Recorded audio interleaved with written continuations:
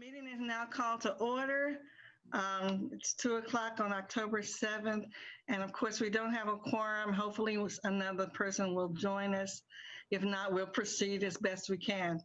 I do want to say before we get started, I did invite, as we had talked about in some previous meetings, Billy Rich and Lester Davis from the archives. So we're going to talk about that a little bit later. And I'd also asked Cheryl Harry if she could talk about Heritage 365, but she's not here today. So we got a little information from her in, I think, the last meeting, but we'll move forward. Okay. Ms. Duncan, would you mind doing the roll call, please? No problem. Hi, everybody. Hi. Okay, Chairperson Barron? Yes. Ms. Here. Penn? Ms. Penn? You're muted, Jane.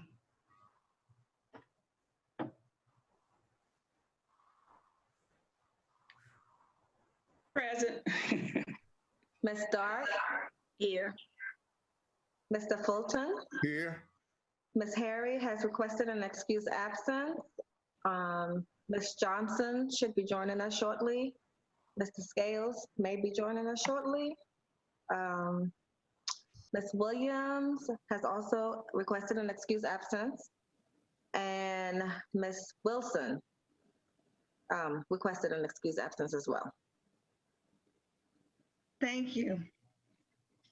I believe that we have our minutes from the last meeting. Has everybody looked over them? Has everybody read them? Take a couple of minutes if you haven't read them, and we'll have a vote. Can't have a vote. You can only review them, and maybe you can ask any questions or corrections, but they cannot be voted on. Thank you. You're welcome.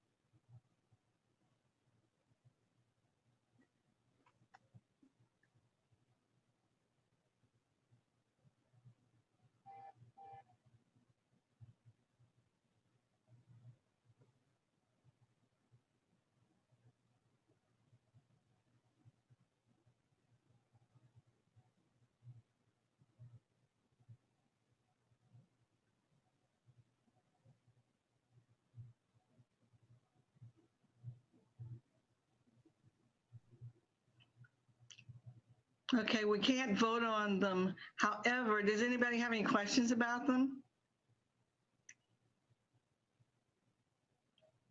We may be able to come back to those later if somebody else comes on the call.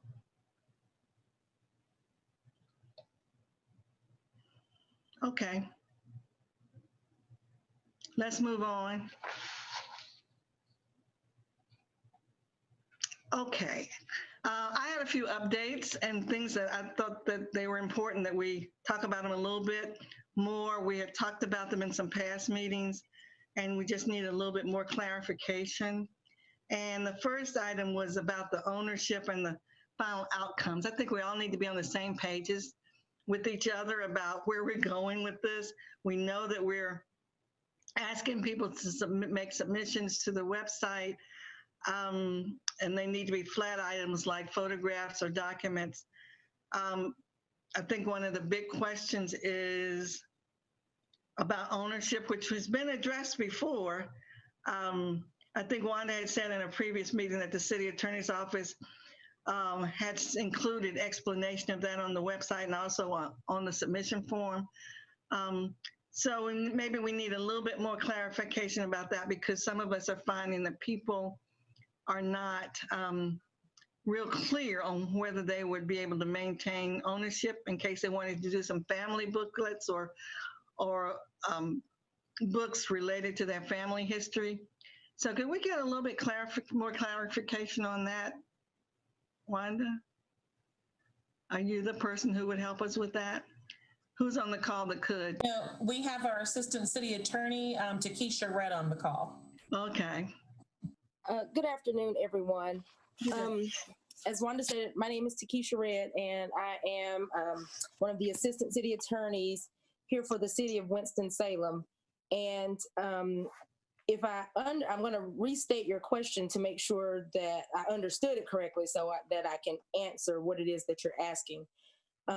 It sounds as if your concern, or some of the concern from individuals, is if they upload a particular image or document, whether or not they would retain ownership of it. Is that correct? Well, I think that what came up before was that the city would become it would become their property. And so people are asking, well, what if I want to maintain the rights to my property? Well, how do I handle that? Okay, so they would not relinquish their property rights in terms of if they own an image that they want to display or use in some other way, because they're the owner of the image. But once they submit it to the city to be a part of the archive, then there would be another version of it out there. And that version is then public record. But that does not preclude them from displaying it or including it in a booklet or doing something else with it, because again, it is their document that they are including into the archive. So that doesn't, by including it, it doesn't mean that they've relinquished their ownership of it. Okay. That sounds good. That really is very helpful. Anybody have any questions about that, Linda?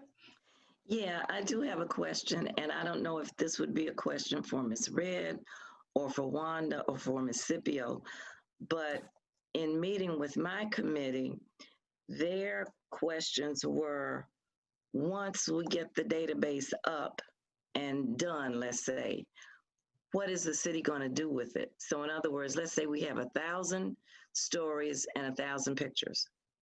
What then happens? I guess their concern is, how will the community members have access to this? I guess you just go to the database and click on whatever you want to look at. But what's the final outcome? And when they ask me that, I don't know. I don't know what to tell them. So Ms. Red, I don't know if that would be your, would that be on your part? From the legal aspect, no. I think in creating or maybe not creating is not the right word, envisioning this product or this project, Councilmember Scipio wanted a digital archive that would be similar to, I don't know if you're familiar with the Digital for Sight project.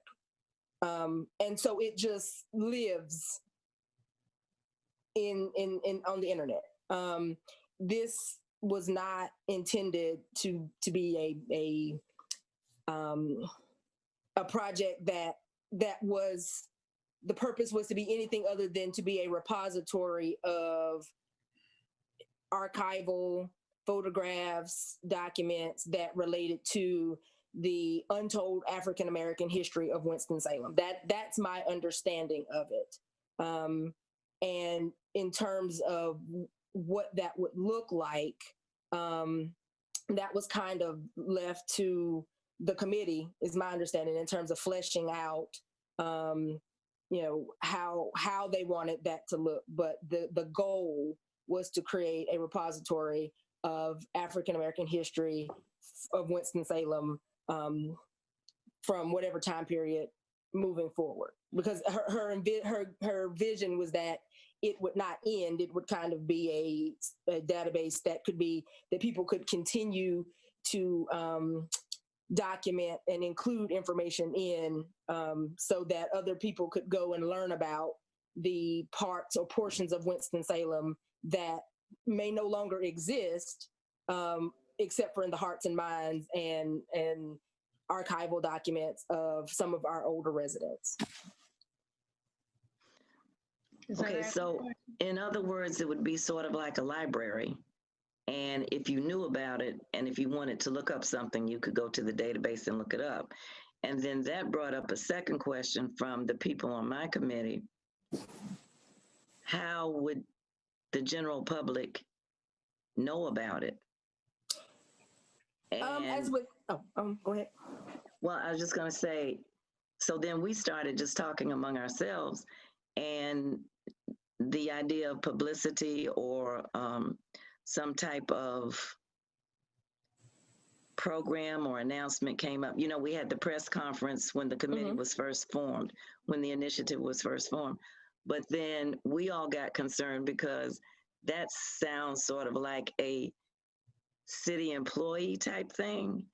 And we on the committee, or in my group, would not have the time to do publicity for this database.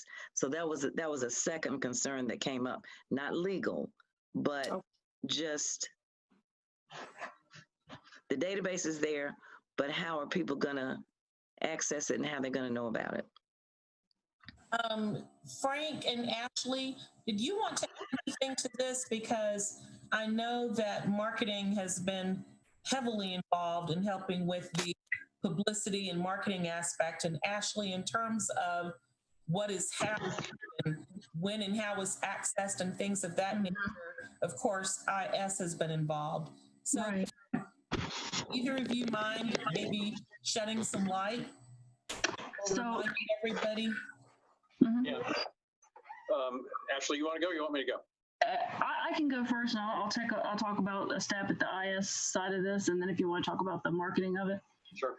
So our intention, as far as how people are going to access this information that is submitted, is to eventually have a public digital archive. We don't currently own the appropriate technology or software to make that happen. We have the software to store it, and we've created that form for submission of small files, but we don't currently own software that is appropriate to be a user-friendly digital archive for the public, which, from my understanding from Wanda and Councilmember Scipio, is the goal, right? For we've been calling it in our minds part 2 of the digital part of this. And so I know that IS is undertaking efforts now to do some research and to start trying to write a request for proposal, an RFP, to eventually publish, if everybody agrees and approves, and that's the way we're still going to go, to solicit proposals and to see what kind of things are out there. And I know Jackie's not on this call, but she's the project manager for that in our department. And we're also looking into partnerships and alternatives with, say, Digital NC, which is the state's digital archive, and just possibilities. And I know that we've pushed some of those over to Wanda for, her perusal. And I wish Jackie was in here. Maybe she could talk a little bit. And I don't know if Tracy has anything additional she wants to add to that, but I know that's the kind of path we were heading down in IS to try to find, because whatever we do, we're either going to have to purchase software or we're going to have to partner with something that already exists. And from the marketing perspective, right now we're in collection mode, and we've done some things, and we periodically will do some more social media and whatnot, reminding folks that we're accepting submissions. But in terms of how the public knows it's there, that really kind of comes into play more so when we have the retrieval function. And obviously, I would think that when we get that retrieval function up and running, we do a full court press in terms of all our usual media. And then it's just a matter of maintenance reminders. We can, certainly during Black History Month and in June with Juneteenth, we can be pushing social media messages, that archive is there and use it. We got a billboard on TV 13 we can have in regular rotation all the time about that. There's social media. There's, if there's a particularly cool submission or uploading of something that's of real significance, we could always, build some publicity around that, some marketing around that.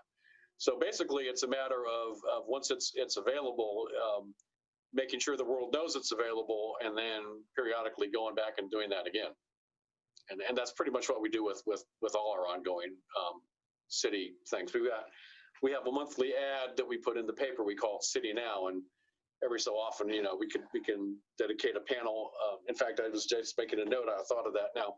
We can dedicate a panel of that ad. It's a half-page ad. It's almost like a collection of smaller ads, and we can dedicate a panel of that to the archive. Matter of fact, I'm thinking that I probably need to, in an upcoming edition, do something promoting people uploading things. There's the water bill insert that only goes to city subscribers, but that's a pretty good way to reach people. So we have some tools, and we'll trot them out occasionally just to make sure people don't forget it's there. Does that answer your question, Linda? Yeah. Yeah, all of that's really helpful to me too. It's a lot more clear. One thing though that I wasn't quite sure I understood from Ms. Holmes was when you talked about, it was a little confusing because it was above my head, I'll be honest. You said IS was researching and writing proposals to eventually, what are the proposals for? Explain that to me a little bit more. Does that make sense? So I'm sorry. So in our purchasing process for the city, a request for proposal is when we write out the specifications for the type of software we need, and we put it out there to the public, and vendors can bid on and say, hey, we have this piece of software that fits your needs, and this is how much it would cost, et cetera. And we see what the proposals are out there from different companies who have this type of digital archive display software. That makes sense. And that's one option. And then the other option is to see if there's any maybe lower cost ways to partner with, say, maybe the state archive or other organizations who already have that software in place and out there and are already displaying artifacts from larger, populations, and maybe we can partner in there. That's an avenue that needs to be explored further as well. Okay, that helps me a lot. I just missed something in your That's conversation. okay. I'm sorry. My apologies. Yeah, so apparently, the software that the city needs is to help to sort of advance or develop a more sophisticated system of dispensing the information? Is that what it is? Yeah, it would be a user-friendly way. Similar to, you can look at what Winston-Salem State uses they have a piece of digital archive software where you can go and search and look at the photos and documents and things that have been submitted to the Winston-Salem State archive. So we don't own anything like that that's really user-friendly and looks good on a web page for the public and is easy to navigate, easy to search, and doesn't, we have tools to do it ourselves, but they look very utilitarian, very not user-friendly, that we would not recommend for the public to use. They're not very searchable. They're not very user-friendly. So that's why we're looking at something else. Okay, that's really a lot more explanatory for me. I appreciate it.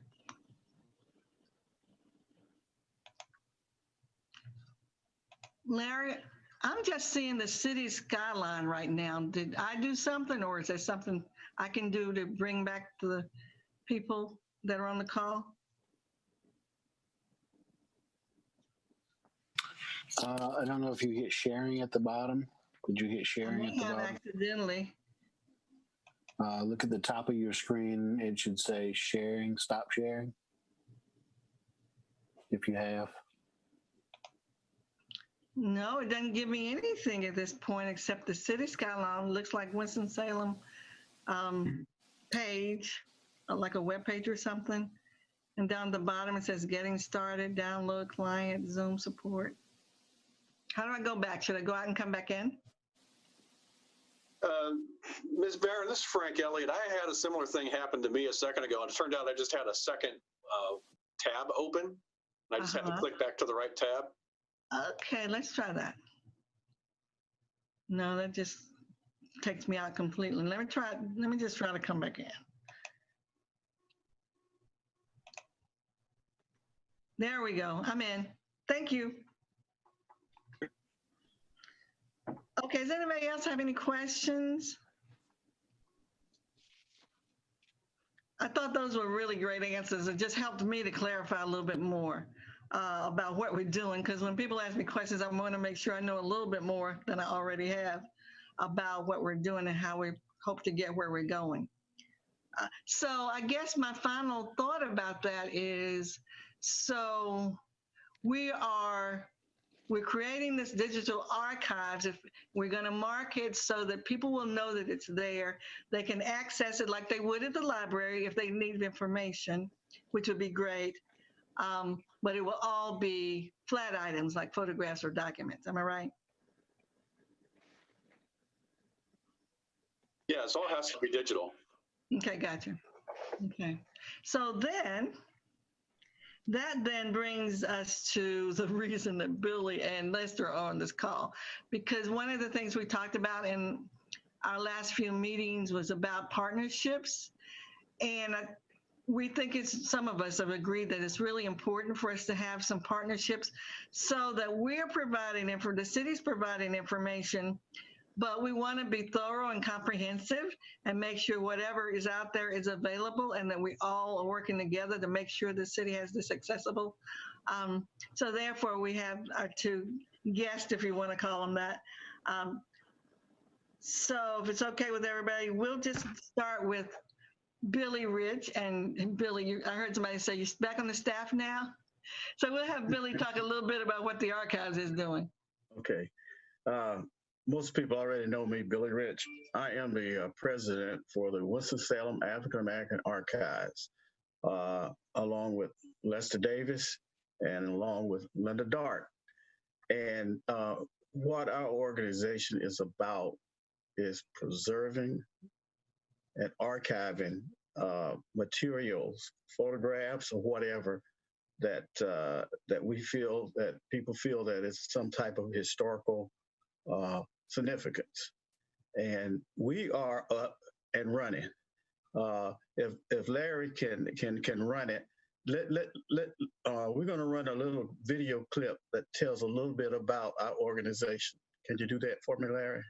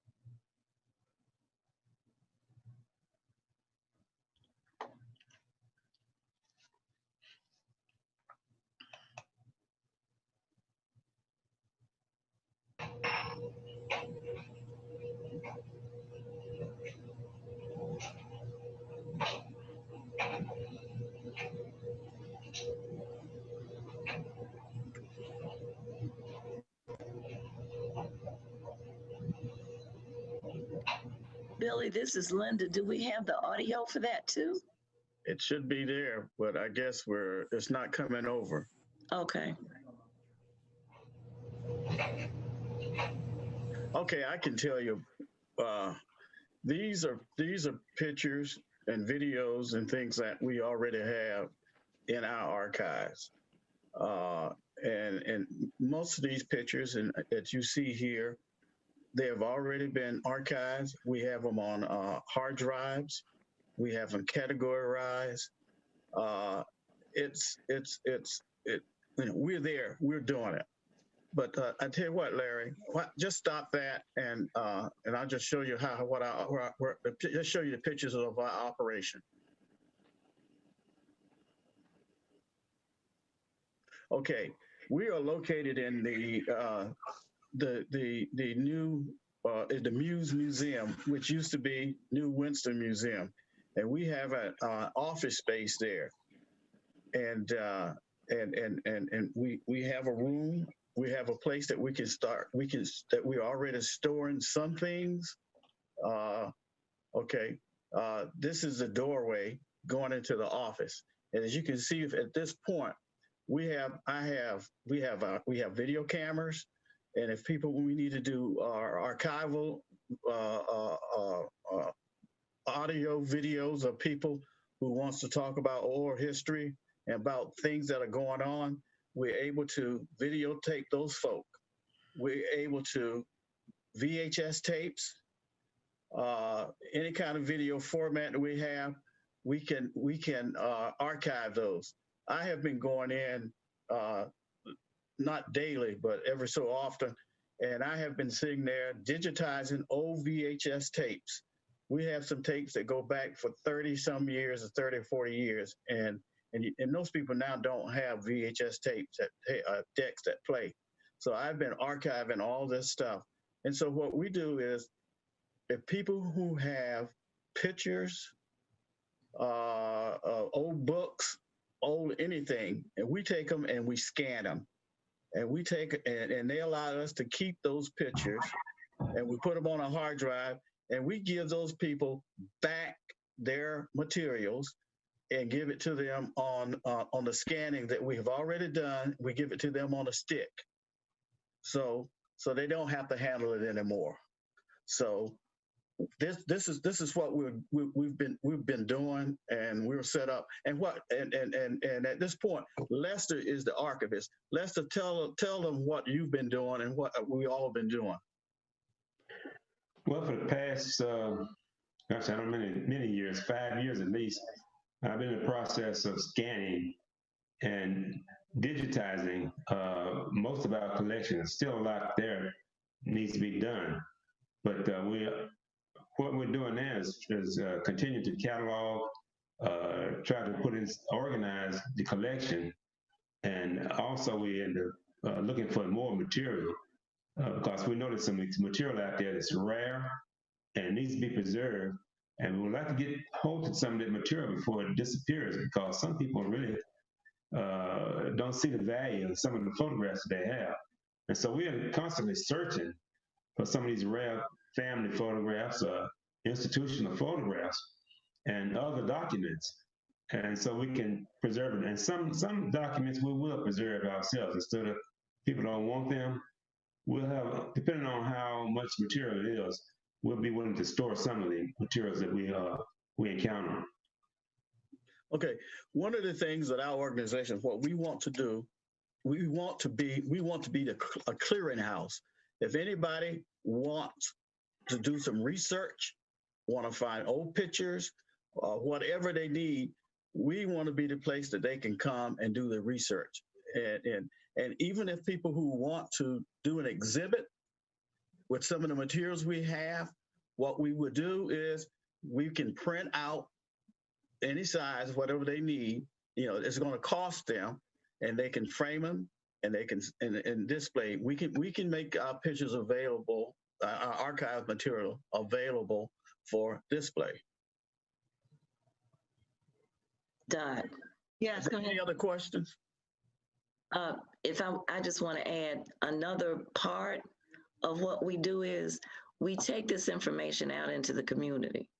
So we do presentations, and we've done presentations from elementary school up to adult.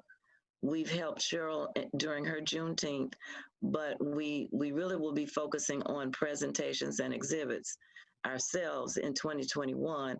Of course, it will have to be virtual, but we want to get this information, this historical information out to young people who are too young to know about the 1900s in Winston-Salem and the African-American community, and to their parents as well. who may have heard people talking about this, but who were not around at the time. So community presentations and exhibit is another facet that we're doing, but it's a very important one. Okay. And one other thing, it's already been in the newspaper. We applied for a grant through the Winston-Salem Foundation, the Black Philanthropy Initiative. We received a $5,000 grant from them to assist us in making these presentations and these exhibits throughout the community. Sounds good. So in other words, we do not want to, we're not getting involved in a museum or organizing or setting up in a museum. What we want to do, like I said, we want to be the clearinghouse. We want to be the place where the people know where you can bring the materials. And these people can get their materials by. See, one of the problems is a lot of people have things, and you say you want them scanned. They don't have scanners at home. And the other thing is they don't know that these things should be scanned on a high resolution DPS and all that kind of stuff. Because if you want to blow this material up, we will have the you'll have the capabilities to do that. And we have scanners now, and we're going to be getting more. And we just need some more help and get some other people to get involved in helping us keep carrying this out. Sounds good. Also, Billy, for some of the material we have that's not scanned, some of it is scanned. For serious researchers, I'm talking about serious researchers, we'll allow some people to come in and look at the originals. If it's something that is that important or that rare, we'll let them have access to the originals. Yeah, and we are in the process of now getting our website going. Rome wasn't built in a day, and so and we only got about a few hands of people that are in the organization that's working right now. So what's on your website? We haven't gotten it up yet. I've secured the domain, which would be wsAAA.org.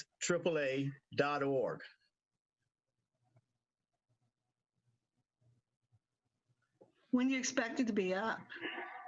I want to be optimistic. I like to have it up within the next month.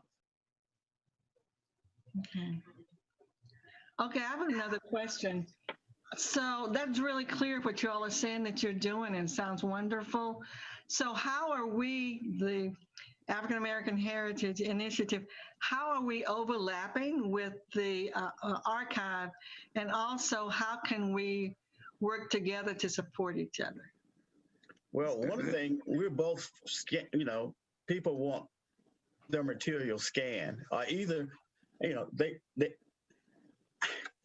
I guess what you are asking for is people to send in materials, just like we're asking people to bring in materials that we want to preserve. Mm-hmm. I think one way that we overlap and can work together is the fact that we're both looking for preserving the history of African American Winston-Salem. We focus specifically on the early 1900s, 1890s to like 1960. Of course, the African American Heritage Initiative is going to go past that. But certainly, if the city wants to do some publicity during Juneteenth, or put up an exhibit or whatever, we could certainly partner with AAHI to do that in addition to our own exhibit. So I see it as a partnership, and where we're kind of doing pretty much the same thing. We just have slightly different goals. Yeah. Because as I said, one of our goals is to take this information to the community. They would not have to come to us to access it. And when I say that, I mean, elementary school children. So we have to take it to them. That would be the difference. But other than that, we are pretty similar in terms of goals. Yeah. See, one of the things too, when you access pictures on any archival site, you can look and search and you can see the picture, say, I like that picture, but you can't get the picture because the picture has a watermark on it, which means it's copyrighted by the holder of the organization. All right. In order for an organization like ours to make money, you may have to pay $5, $10, or $25, whatever it is, to get that picture on a digital form to remove that watermark. Gotcha. Anything else?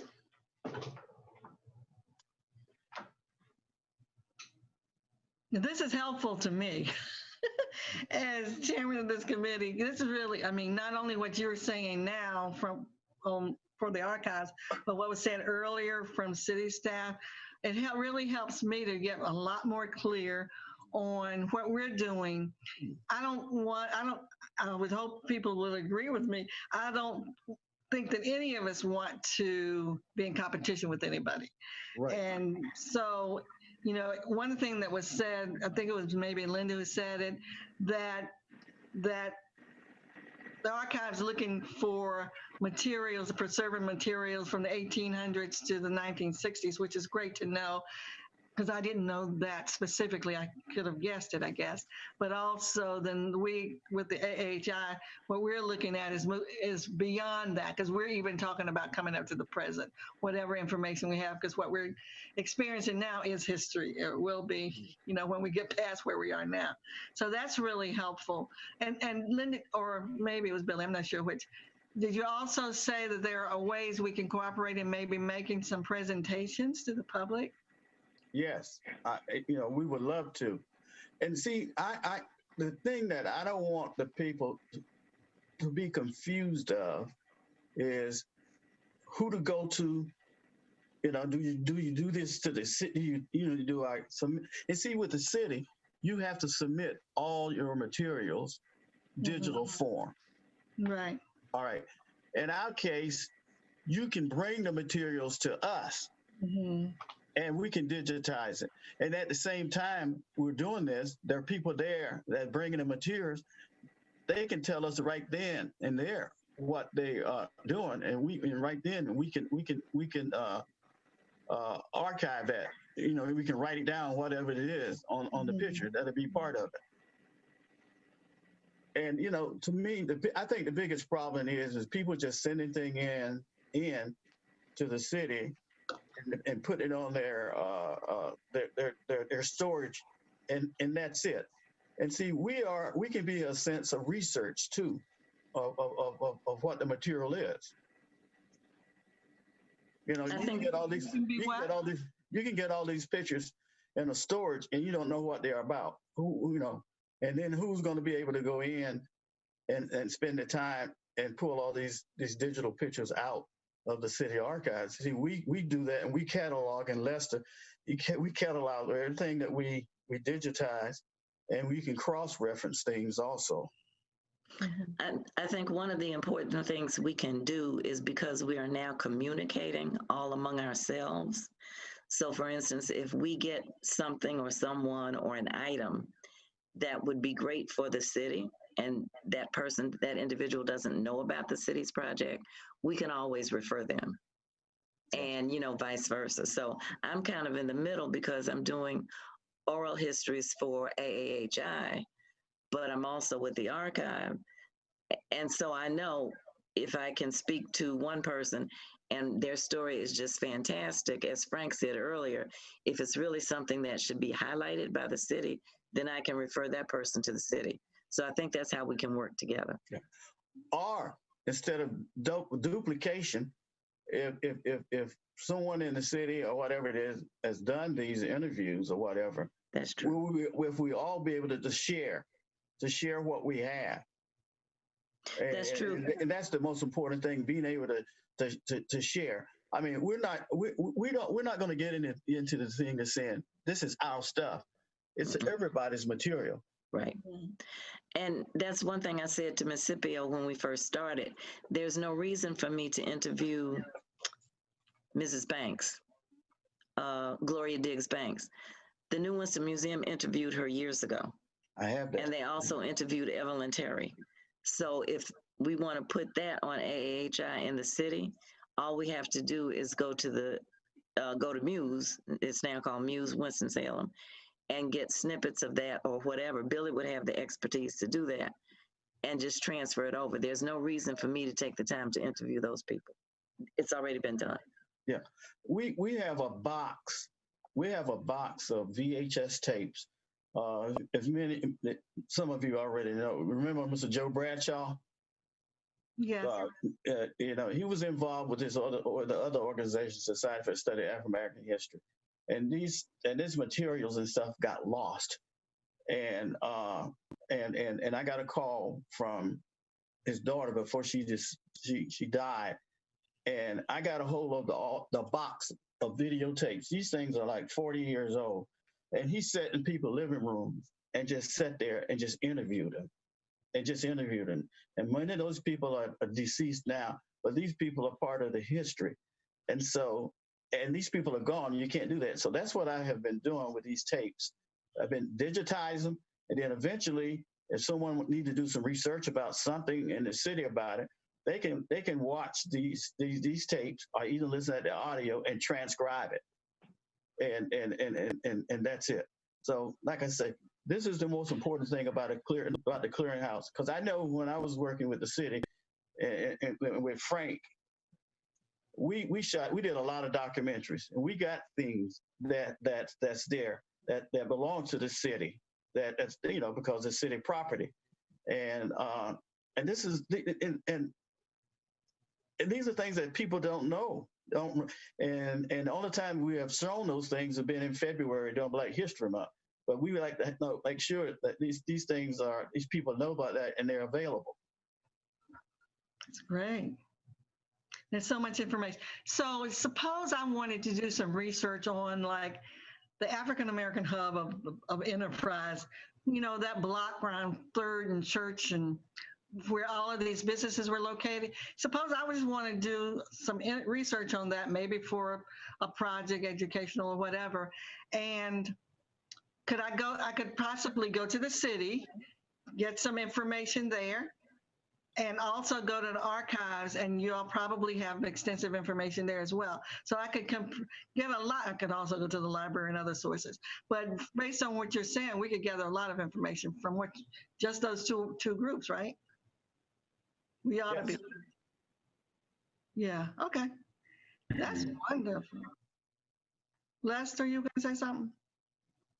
No? No, not this particular time.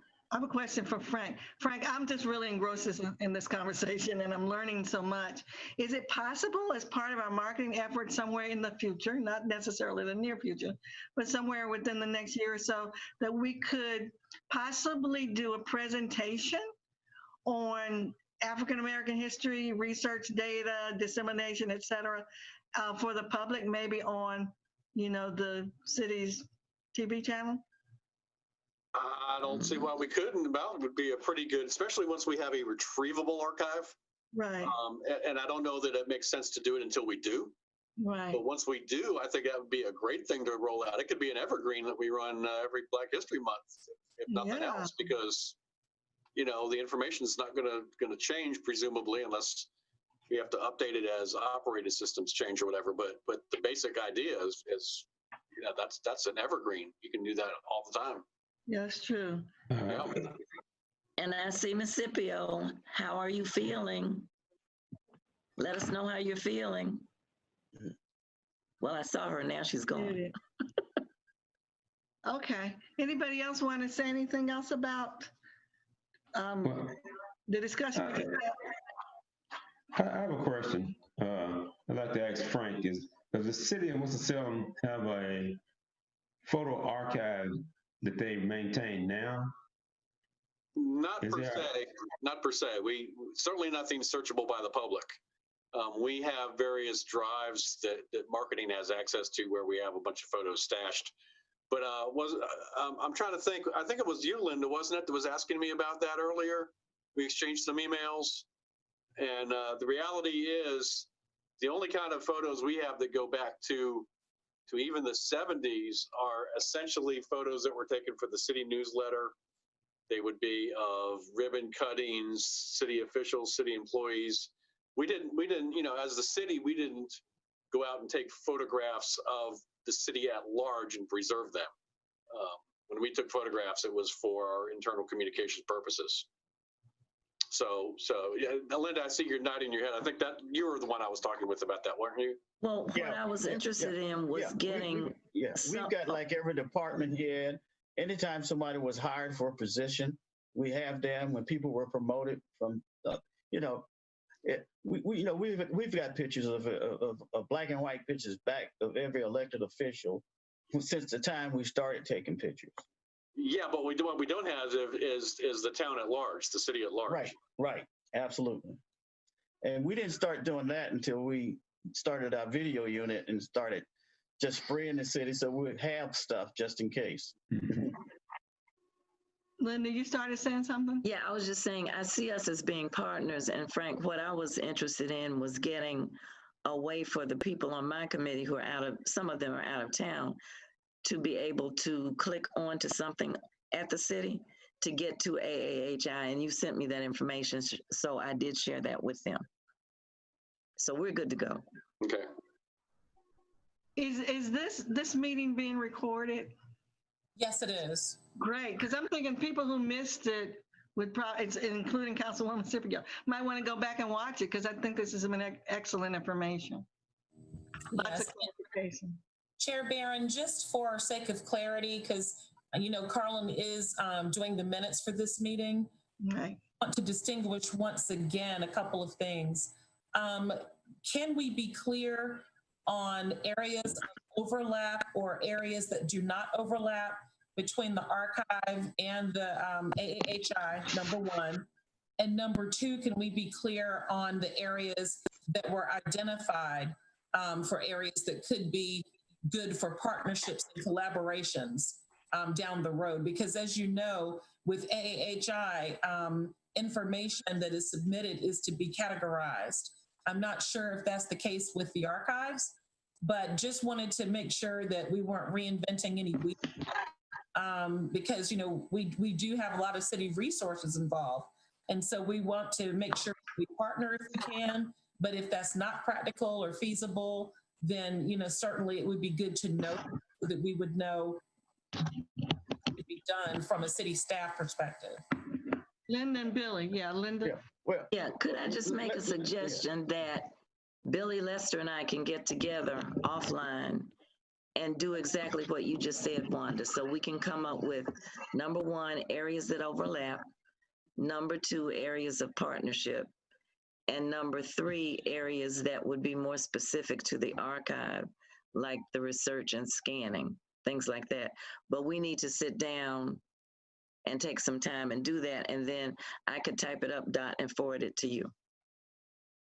Yeah, or you can forward it to me. Would you also forward it to Wanda and Carlin? Yeah, I'll CC everybody, but I'll give it to you, and then you can distribute it to the larger, you and Wanda and Miss Scipio can distribute to the larger group, but I'll give it to you guys first. That sounds good. Okay. Does that help, Wanda? Was Linda helpful? Yeah, very much so. I think that sounds awesome. And again, I just wanted to be clear because ultimately, of course, it is up to the AAHI to decide with whom to partner and how.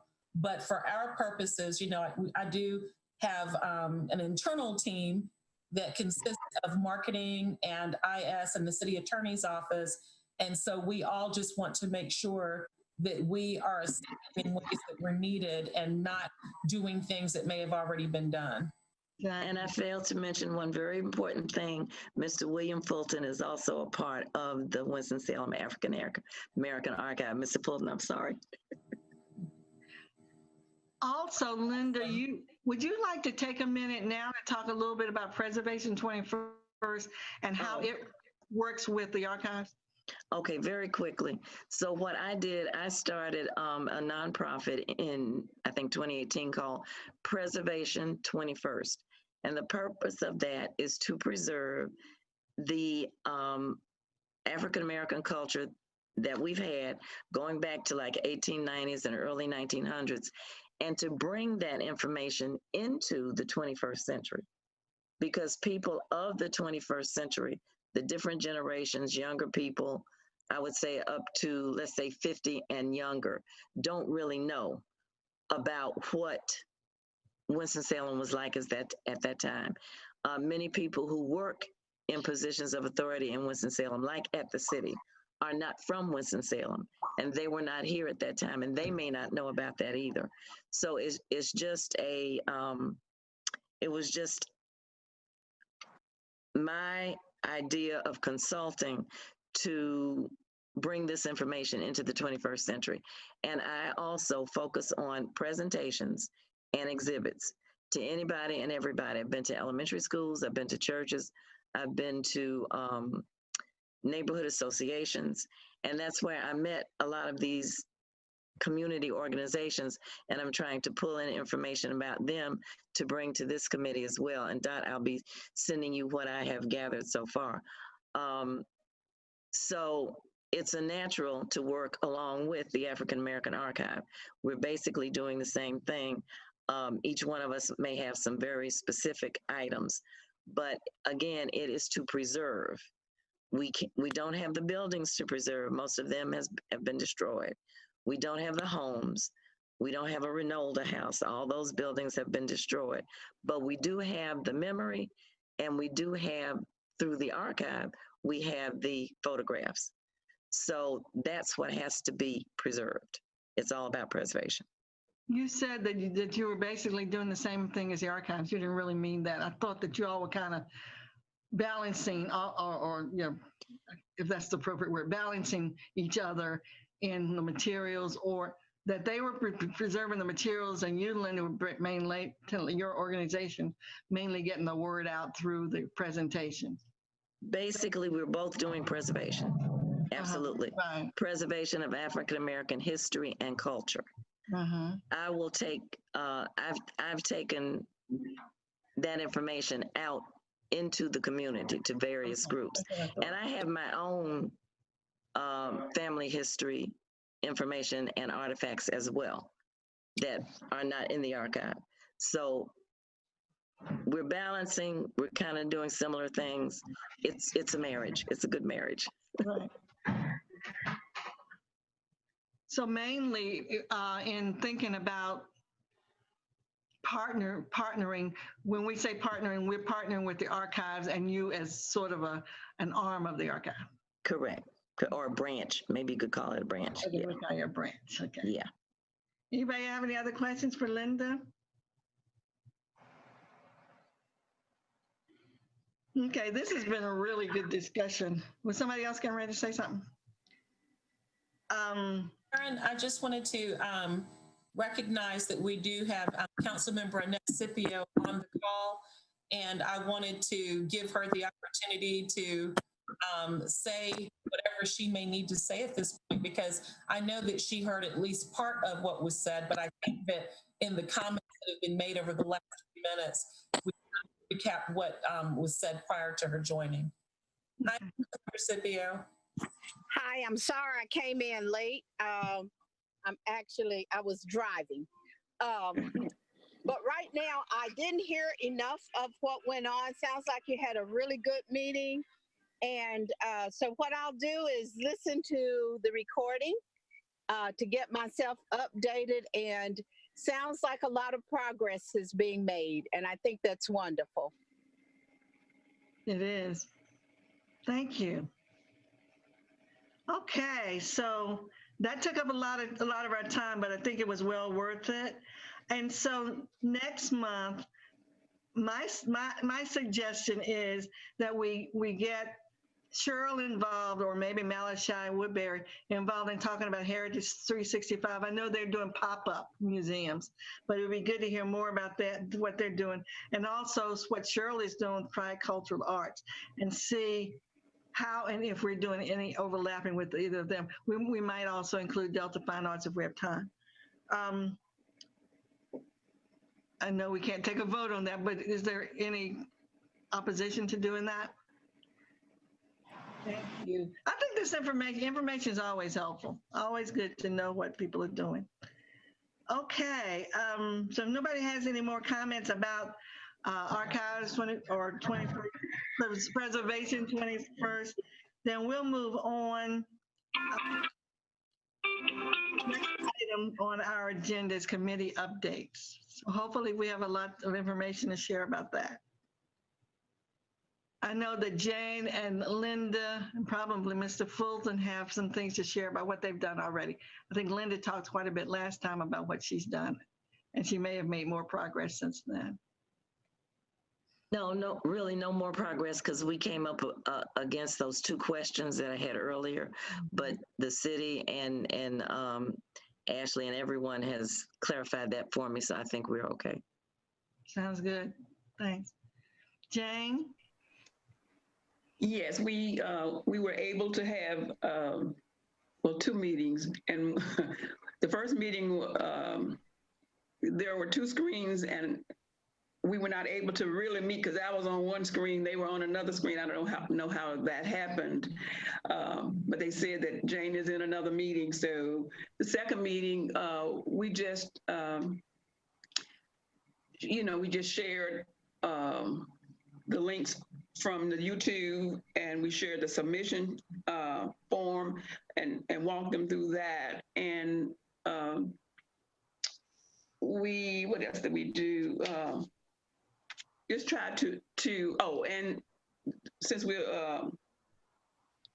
our team is education, we send them a listing of the schools for them to choose from. And so at this point, we want to, I'm going to do a check-in so to make sure everybody has chosen a school. Some have already given me the information. Some say, I will let you know once I look at research the information. So anyway, and they want to know when is the deadline? When do the information needs to be downloaded? And also, they really want to know, I know we're doing the celebrations of schools and the history of schools, but they really want to know what is really important that they should share. So those are two of the things. What kind of, we know celebrations and bios and let's say, for instance, what articles are important that they should share if, yeah, let's just leave it there. Any of those questions that anybody on the call can answer for you? Jane? Pardon? Like some of the things that you just brought up, or is there any way anybody on the call can help with some of that? Madam Chair. Yeah, I was getting ready to defer to you, Councilmember Scipio, because you talked about early on about what you were thinking. I think that the important thing is that our history must be our history.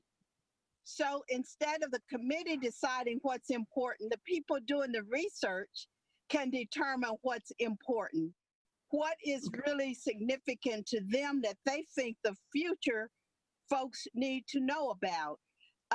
As I have researched schools, and I've done a lot of research on different schools in Forsyth County, what was really important to me to determine was not just who the teachers were, but what were they like? What made them different? And how did they impact the students? What were the things that the schools did that perhaps they're no longer doing now? How did they engage the community? How were the school buildings used? Many of our school buildings were used for community level events. When tour choirs would come outside, the schools were where they had the stage and the performances. That was a use that our schools no longer have. There were things like the operettas. When I think about folks who went to school with my age, my generation, operettas were very important. They were musicals, and they were real lovely costumes that were made. and I like to understand, how did they do it when people weren't as affluent as they are now? But every child in that operetta had a costume. It was a grand production. Schools used to have talent shows, elementary school, high schools, and those were student-led performances that were just really important. People came from across town to those. So to me, when you're going to tell a story of our history, you've got to tell all of the dynamics. Now, we can always do date, time, who, what, when, and where are basics. But I think it's important that we capture what the experience was like in the day when school, what mattered to people about school, what was it about their educational experience that impacted their lives. So I think all of that goes into the mix, and all of that goes into every one of those 9 categories. The churches are the people. The churches are also the things the churches did. The businesses, all of that is about what made it important to the people. What was that lasting effect? So that's what I would say. Anything and everything goes, in the good, the bad, and the ugly. Folks might not like to talk about going to the principal's office, but that may have changed some kids' lives. We had the truant officer, so Mr. Umthink. So all of these things make up the experience that I think we should try to capture. Okay, that was good. But what about like personal things, like, let's say if like Larry Little, he's a professor at Winston-Salem State. Let's say he's written his biography. What about stuff like that? Is that too personal? He's written a book with a lot of stuff in it. What about personal stuff like that? Well, that if he wants that in our thing, it would be a picture of the cover and talking about what it is. The whole document probably wouldn't be in there, but you can have a picture of that. Is that about the schools, or is that about that's a personal part of, I guess, the school? I haven't read it, but experience that probably should go through the oral history, and I think somebody needs to talk to him about that. Okay. All right. But there have been lots of, I love personal histories and stories, but if the person is still alive, I think we should attempt to get that personal interview. All right. Sounds good. What about if a school is not on the list? I know Dr. Ann Jenkins had a school for years. What about something like that? That should be documented. Okay. Her documentation of it makes it authentic. And so we've got public schools, you got private schools, there were some church-based schools, there were some community-based schools. Any educational institution qualifies. Okay. There was a really important program that Emmanuel Baptist Church did years ago called the Kismet School. Right. And that needs to be documented because it imprinted many students in a very positive way. I think it happened around the 1980s, and Dr. Alden Pollard was part of that. But there may have been other programs like that that were foundational and very influential in the lives of students. So again, all of those should be documented. Okay. And particularly those that don't exist anymore. Thanks, Annette. That was really helpful to me too. Yeah. And just a lot of to that we can share. just to raise a point, I know a few minutes ago, Billy Rich mentioned something about, well, he actually showed the video camera and the equipment that they already have and that they're set up to interview people from the community who need to be interviewed to preserve and document their experiences.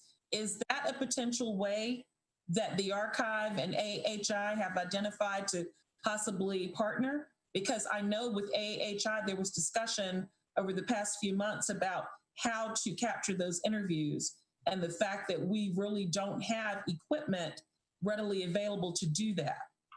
So I just wanted to gauge the thoughts about that. Still trying to see how we can make that connection in the most productive way. You're right. That is why that is why I have donated all the equipment to our organization and to the use of the Muse Museum. And all we have to do is people that we need to archive oral history interviews. That's what it's about. Those that are able to move, we have a room. All you have to do is sit down, roll the camera, and just let them talk. This is not a production. All we want them to do is tell about their history, tell the history. And once we have it, and then you can go back and look at that. Either you can transcribe it, and it's there. And we want to try to do that. We want to try to get as many people that are alive. There's a lot of people that have gone on that they went to their grave knowing about this information. And so that's what we want to do. And like I say, we do have some things now that we've done. And like I say, I'm a one-man band, and we need some more people. That's where hopefully with your organization, we can get people to become members and volunteers and work with us to do this, because this is not a paid position. And it's just a passion of mine. That's the reason why I'm working so hard, because there's no way to find this information. Because the reason why I got involved in the historical entities for the city was that when we started doing those documentaries, and we didn't know who to go to, so we had to go to the Society for the Study of African American History, and that was Dr. Rice, Dr. McLaughlin, and all these folk. This was their organization. They had a little bit of things, but they were the ones that had the information and the people we need to talk to, and how to get these pictures. And so, those folk are no longer gone. Those people, they're not here. And so, if it was, with Lester and myself, we took it upon ourselves to try to find as many pictures to, a lot of these pictures were going to be thrown away by Winston-Salem State because it was in the office over at Winston-Salem State. And I got a call because I was at the time I was president of the Society for the Study of African American History, and they said if I'm not over there by 4 o'clock or 5 o'clock on a Friday afternoon, all these boxes and materials are going to be thrown in the dumpster because they were going to be renovating the health center. So for 2 days, we went over and rescued all that material. And my house became a warehouse.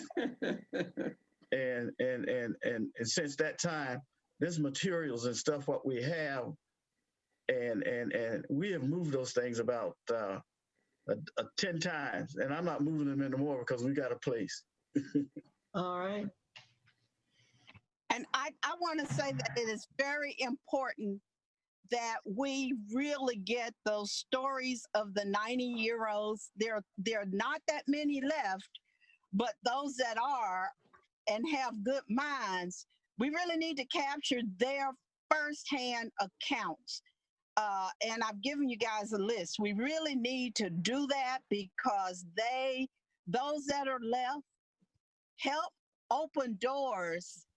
They were the door openers. They walked through first before any of us came along and they had to bear some burdens that they didn't share. And I think it's really important that we capture those firsthand accounts of what our people had to go through to get so that we could come in and have our day in those places that they opened. It wasn't very pleasant. And it's a story that needs to be told, not from the viewpoint of being negative, but from the strength of what it took to be an overcomer in a society that didn't want you there. Because I believe through those stories, there is a message that every generation can hear and build upon and make their own personal selves stronger in knowing how to go through and overcome the pressures of working with folks. It's the people skills we need have always been there, and our ancestors knew how to overcome them. And if we can give that message to future generations, I think they will have a more pleasant experience in growing up and going through things, so that some of it they don't have to go through if they had the tools to know how to achieve it. So I think we really should try to get some of those 93 and 95 and 96-year-olds who still have their faculties and would love to talk to us. Ms. Scipio, Annette. Yes. I think time is of essence here because these people are dying every day. I think we should make every effort to begin this endeavor as soon as we possibly can, because these people are dying. That's true. I think we should, yeah. And I think we should get our heads, put our heads together and start identifying these people that we need to interview.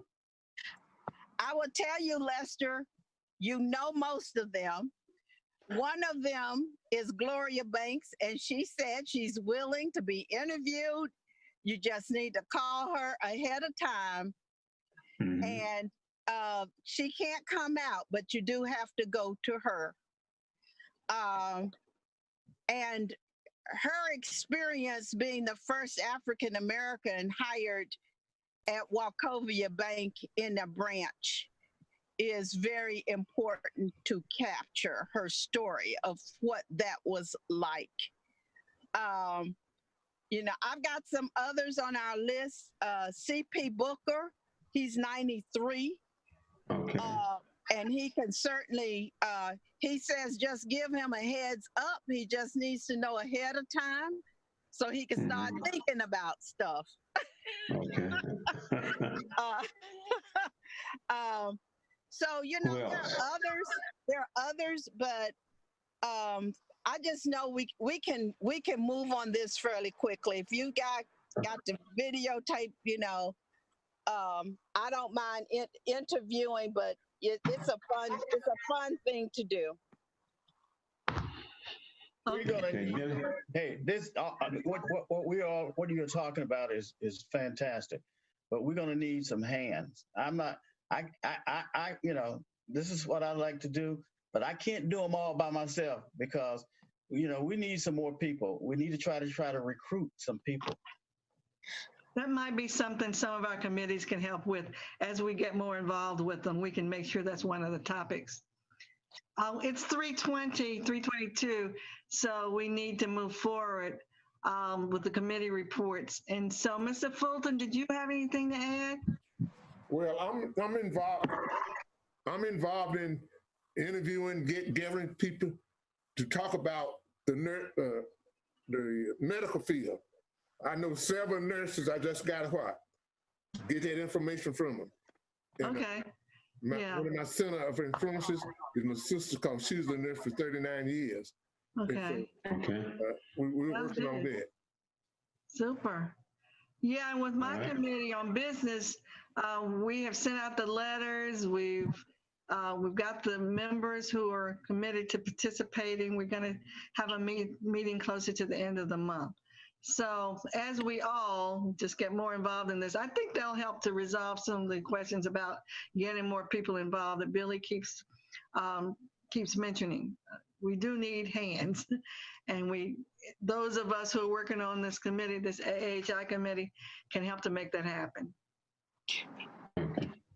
I just have one addition to Billy. I think that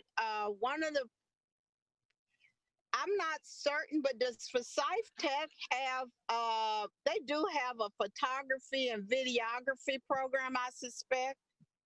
Does anybody know if that's true?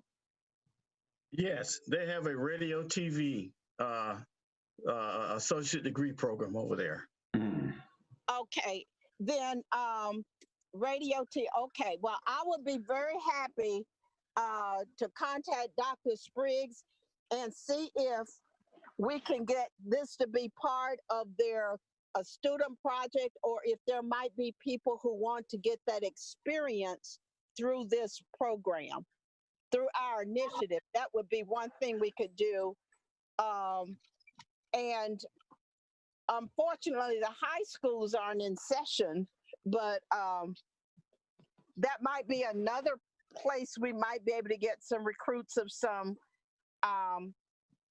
high schoolers who might be interested in doing that, videography and that kind of thing. I also know that we might get some experienced hands from some of the churches. I know our church has a large media program, and they recruit young people to do the videography and the photography. But I don't know if other churches are training their kids to do that. That might be another resource that I could look into for us. I believe there are probably folks out there who would love the experience, and we just don't know where to look right now. But I did do a program once with the Salvation Army Girls and Boys Club where we gave the kids, they used to be camcorders, very small camcorders, and they interviewed certain Black people in the community to get their history, and that worked out really well. So I think we can probably do some more talking about this after the meeting, Madam Chair, to try to flesh out how to get more volunteers for that videography effort. Sounds good. Sounds like there are a lot of possibilities out there. Okay. Yeah. Go ahead. I was going to say, and we can probably bring that back to everybody at the next meeting. Perfect. Great. Chair Barron? Yes. I do believe that in past meetings, someone had mentioned Forsyth Tech having some type of program like that. Does anybody from marketing happen to know if Forsyth Tech still has some type of video or some kind of program where they could potentially assist? I think that's what Councilwoman Scipio was talking about, weren't you? Yes. Yeah, Somebody said yes. Yeah, I'm actually on their technology advisory board for Forsyth Tech. So yeah, that program exists, and they're out right now because of COVID, but I can get in contact with some of the people over there. Yeah, thank you, Larry. You're welcome. And we can talk about this more next meeting. This sounds great. Okay, moving along, I believe it's Wanda's turn. You have some updates for us? No, I did want another point of clarity, though, from Billy Rich and from Mr. Lester. I just wanted to know if you all could still partner, even though I know you're limited in terms of manpower and woman power, but in terms of scanning and in terms of converting old VHS tapes and other outdated forms of media, could you assist with that? Do you have the capacity to do that with AHI? Yes, we can. And, I may turn this little small section right now as an appeal. We have our own personal scanners that we've been working with. All right. We are in a fundraising and grants to get some more. So that is what we need, because the more material you're going to get, we're going to need more scanners and we're going to need more people. Now, as far as if it's a possibility, if we can get some money, I know the city may not have any money right now budget-wise, but if they can come up with the scanners and we get the people, we can scan it all day and all night. See, that's what it takes. So here's the thing that I wanted to say as partnership with your organization. If people call in or people email in and say, I got something, but I don't know how to scan. See, that's the problem right there. You never get the materials because they don't have a scanner. And see, we can be a clearinghouse or resource, say, well, I know where you can get this material scanned. But in the meantime, we need more scanners and more stuff to do more stuff. Because if you're going to take on more stuff, you're going to need the product to do with. And Linda, you mentioned in the chat room earlier something about taking clips from the old VHSs and uploading them to AHI too. Right. While Ms. Scipio was talking, I was thinking about that because Annette, New Winston Museum has some video of Mrs. Banks and also of Evelyn Terry. And I had just suggested to Billy, we'll talk after the meeting, about him going to Muse, looking that up. And we don't need the whole video, but you could take those important video clips from there and that could be uploaded as soon as it's done. So, wow. Okay, what I would like to do, those of us that are looking at and talking about doing these materials and doing this archiving and stuff, we need to get together and have a meeting of the minds, because when we start doing all this stuff, we want to make sure that the quality, consistency, and what we're doing, because people got different things. We want to just make sure that everybody will be able to, whenever you scan these materials and make this stuff available, we got to make sure that we're all working on the same type format. Because formats and things like that change so much. Sounds good. Okay, it's 3:30, and we try to end our meetings within an hour and a half. We still can take a few more minutes just to finish up. And some of these things, like we've already said, can be discussed after the Zoom call. I believe that Frank and maybe some others may want to make some other comments about marketing or the website. We covered a lot of that, I know, probably an hour ago. But is there anything else? Not for me. Okay, thanks for everything you contributed, Frank. Sure. Anybody else? IS, thanks for being on the call too. IS is on the call, and I just want to thank Ashley and her team for being up here. I asked Frank Elliott and Ashley Holmes and Takesha Red to join us today, just to make sure that everybody felt comfortable and up to date and fully informed. So I appreciate their time as well. You're welcome. Thank you. I want to thank everybody who's on the call, not just the team, the initiative team, but also all of you from the city who've been so helpful today. This has just been phenomenal, in my opinion. And also thank you, Larry and Wanda and Councilwoman Scipio. Everybody has been just a tremendous contributor. So are there any other calendar items we need to keep in mind other than the next meeting is the first Wednesday in November? So we have a lot of information to come back with, and that would be, I'm not sure of the date for that, but would it be at the same time, 2 o'clock?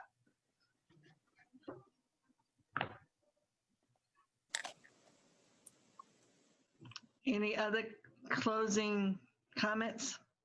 Well, Carlin, what is that first date and what is the first Wednesday in November? I don't have the calendar in front of me. I don't either. I'm going to confirm with Larry Bell while he's on the call. November the 4th. It's November the 4th, right after the election on the 3rd. Oh, wow. That'd be an interesting one. Yeah, it should be very interesting. Okay. We might not want to talk about the initiative. Yeah, no comment. Larry, are we good for November the 4th at 2 o'clock? Or do we need to change the time? Are you good? Larry? I already have you on the schedule for November 4th. Okay, awesome. Thank you. Again, if nobody else has anything, I want to say thanks again because it's been phenomenal. Thank you so much. And we'll meet here next month. Thank you. Thank you.